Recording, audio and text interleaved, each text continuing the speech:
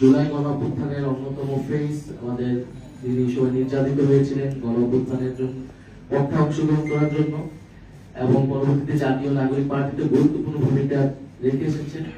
আমাদের সদস্য সচিব হিসেবে দায়িত্ব পালন করবেন এই নারী শক্তির মাহমুদা আলম মিতু, ডক্টর মাহমুদা আলম মিতু। উনি আজকে অসুস্থ থাকায় একটা অপারেশন হয়েছে, অসুস্থ থাকায় আজকে উপস্থিত হতে পারেনি।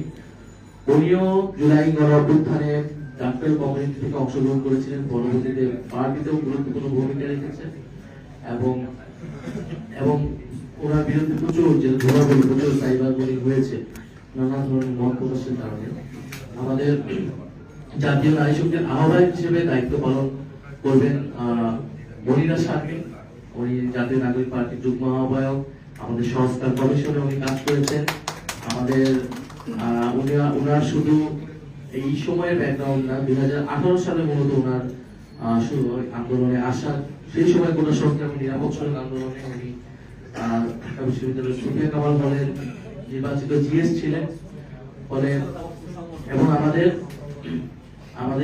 জাতীয় নাগরিক পার্টি সহ আমাদের যুব শক্তি এবং এর বাইরে সংগঠনের বাইরেও যারা যে সকল নারীরা রয়েছেন আমাদের, তারা এই জাতীয় নারী শক্তির সাথে যুক্ত হবেন। তারা অতি শীঘ্রই পূর্ণাঙ্গ কমিটি করবেন এবং নারী শক্তির যে ঘোষণাপত্র এবং লক্ষ্য উদ্দেশ্য, সেই গঠনতন্ত্র, সেটা প্রণয়নে ওনারা কাজ করবেন এবং সারা দেশের নারীদেরকে সংগঠিত রাখবেন। আমরা জাতীয় নারী শক্তির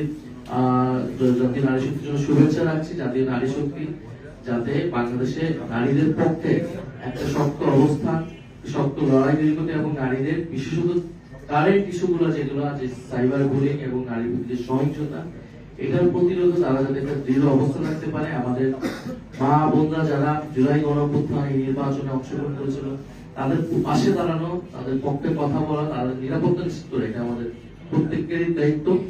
আজকে আবারও আন্তর্জাতিক নারী দিবস উপলক্ষে সবাইকে শুভেচ্ছা জানাচ্ছি এবং এখানে উপস্থিত হওয়ার জন্য ধন্যবাদ জানাচ্ছি। আসসালামু আলাইকুম।